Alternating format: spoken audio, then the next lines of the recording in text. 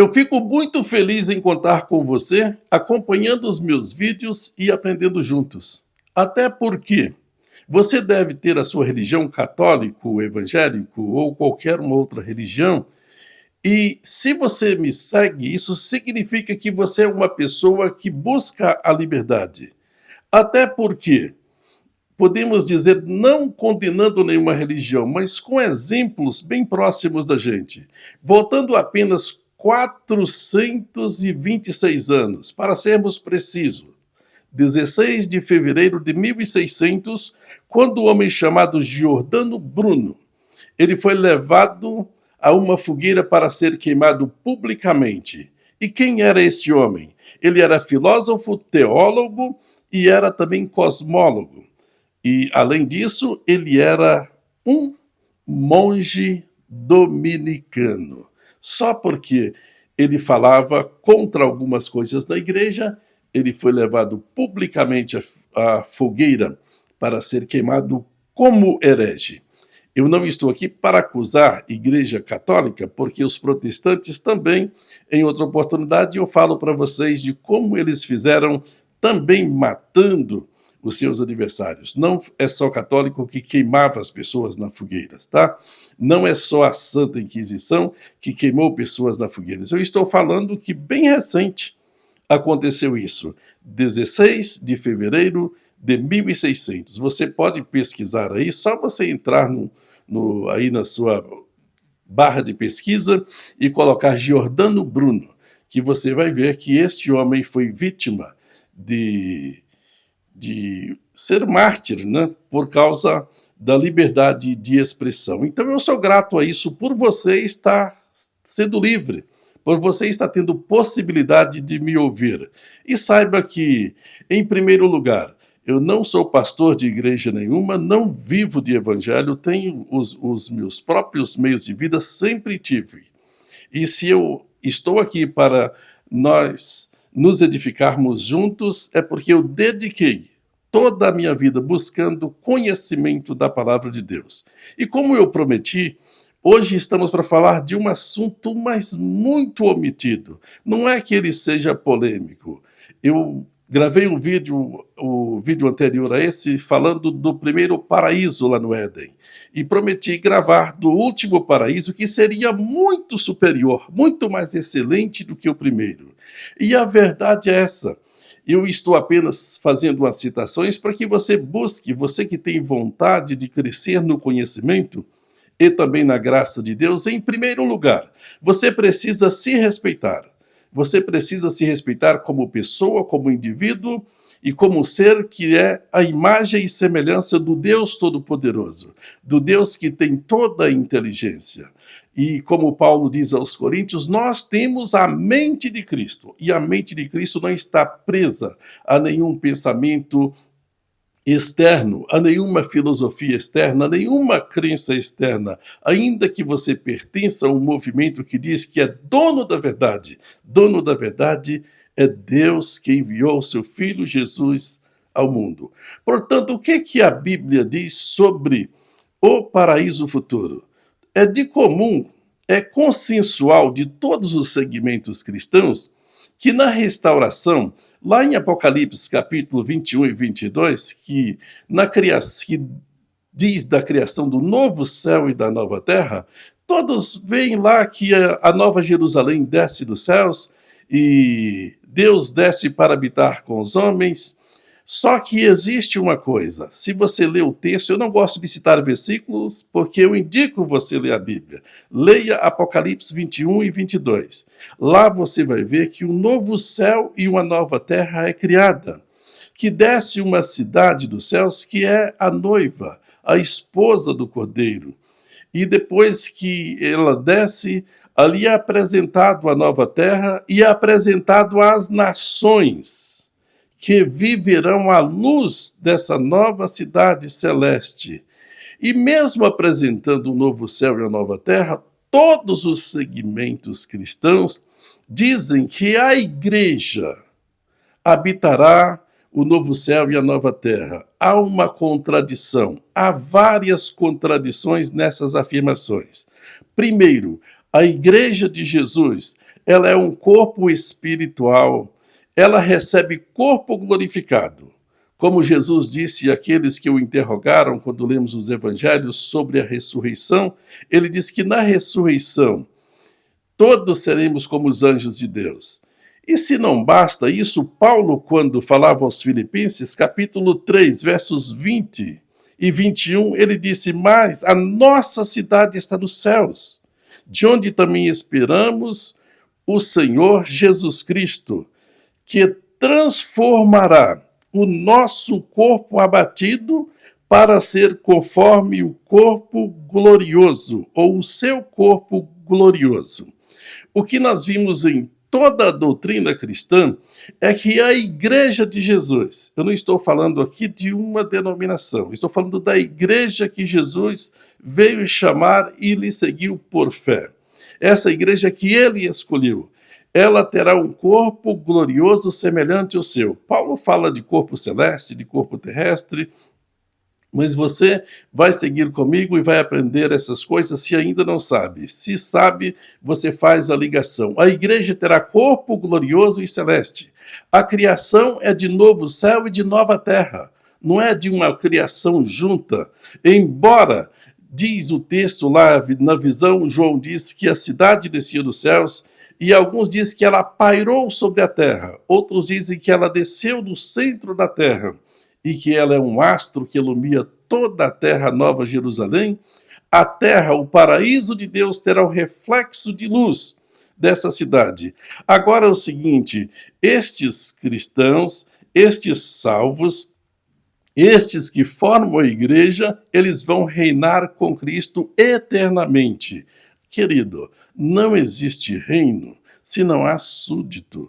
Todo reinado tem súdito, portanto, haverá salvação em grau diferente. Não estou aqui defendendo Sociedade Torre de Vigília com seus 144 mil pessoas, não estou defendendo, e com a grande multidão em segunda instância, não estou defendendo isso. Mas o que eu quero dizer, você que frequenta o protestantismo, que é apenas menos de 1 em 10 na população do mundo atual, que é de 8 bilhões e 300 milhões.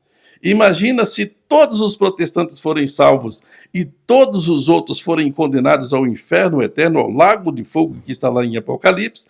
Isso quer dizer que Deus fracassou no seu projeto de salvação e que Jesus não reconciliou com Deus todas as coisas, as terrenas e as celestes, como a Bíblia diz.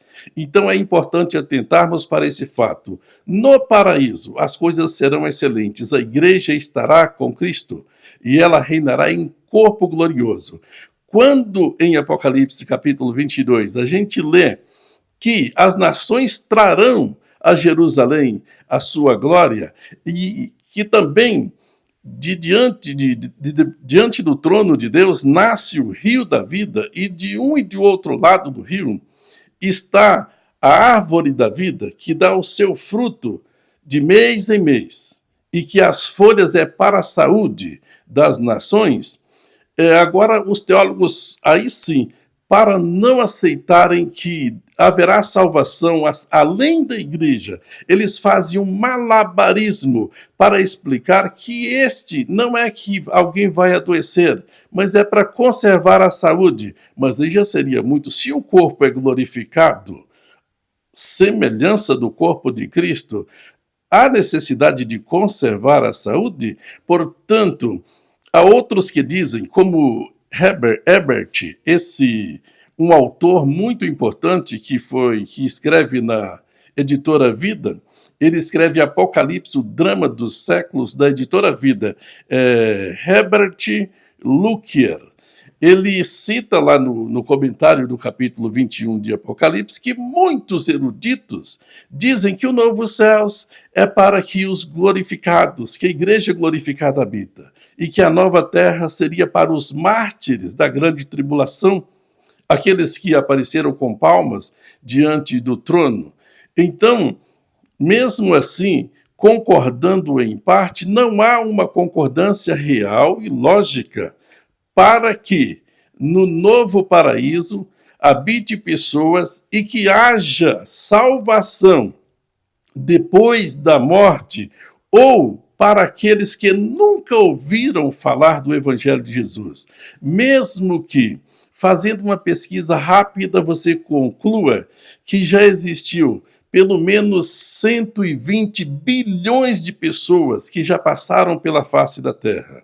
E destes, cerca de 50 a 60 bilhões só depois da vinda de Jesus. Mas mesmo assim, tendo 8 bilhões hoje, apenas 800 milhões de protestantes que se divergem entre si. 1 bilhão e 400 milhões de católicos apenas e 17 milhões de judeus, mais ou menos. Mesmo assim, nós, como monoteístas e crentes do Deus Criador, achamos que só nós seremos salvos e o restante das pessoas serão lançadas no inferno. Tomamos o julgamento do trono branco, como um juízo de Deus, ou seja, um condenatório, que aquele juízo será apenas para justificar a santidade de Deus e lançar todos os homens no inferno, diferente daquilo que já disse.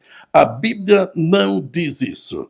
Quando nós lemos lá e falamos da parábola de Lázaro e o rico, lá mostrou um homem arrependido, e só não foi atendido por Abraão quando diz: Pai Abraão, manda na terra anunciar para os meus irmãos. Ele só não foi atendido porque ele estava cativo. A lei era o seu cativeiro. Eu já mostrei aqui, e você pode pesquisar, que Paulo apresenta sempre nas suas cartas que o cativeiro da humanidade era a lei. E quando Paulo escreve na sua carta aos Efésios, ele disse que ele levou cativo o cativeiro, ele desceu às partes mais profundas da terra, levou cativo ao cativeiro e deu dons aos homens. Então é um assunto difícil, é um assunto que mexe com as pessoas e alguém fica nervoso, fica bravo, porque nenhuma religião diz isso para você. Mas você precisa de estudar isso, e nós vamos estudando isso aos poucos, para que você conheça que esse Deus Criador, ele é muito maior do que se prega nas religiões. Ele é um salvador de uma abrangência muito maior do que se anuncia por meio de religião católica, protestante. Ele é o Deus salvador da sua criação. E na eternidade, Deus restaurará o Éden anterior e restaurará com muito maior glória, onde não haverá pecado, onde não haverá dor, onde não haverá nenhuma possibilidade de surgir mais nenhum erro, porque o adversário dos homens, Satanás, estará realmente lançado no fogo com a besta e o falso profeta. Isso é o que diz os fatos históricos. Eu não quero me alongar muito aqui, não fica muito claro de uma vez, mas nós seguiremos fazendo observações e você segue acompanhando a Bíblia. Você pode ser pré-tribulacionista, mid-tribulacionista, pós-tribulacionista, amilenista, não importa o que você seja. Se você for fazer alguma objeção, alguma crítica e alguma discordância, pelo menos diga o que você segue para que a gente possa esclarecer de maneira melhor quanto ao seu ponto de vista, porque nós estamos aqui cientes de tudo quanto diz a fonte teológica que você segue. Muito obrigado por enquanto, e se possível, você curta o nosso vídeo, compartilha com aquelas pessoas a quem você acha que deva compartilhar para darmos seguimento a este nosso trabalho e que ele seja alcançado por muitas outras pessoas. E principalmente você que não segue igreja nenhuma e crê em Deus, por favor, compartilhe esse vídeo também, inscreva no nosso canal, porque aqui nós estamos falando de Deus e da salvação. Nós não estamos aqui falando de condenação nenhuma, porque a vontade de Deus é que todos os homens sejam salvos e venham ao pleno conhecimento da verdade. Deus não quer que nenhum se perda. Essa sede de lançar no inferno é muito mais do homem pelo zelo religioso. E já fizeram isso na história. E a história comprova isso.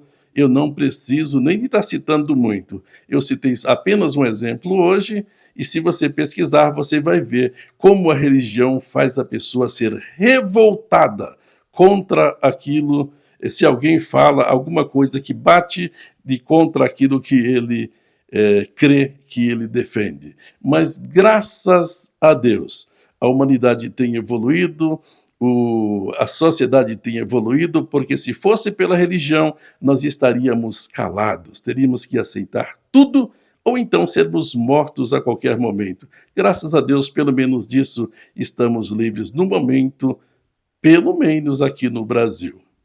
Até a próxima e eu espero que você esteja conosco.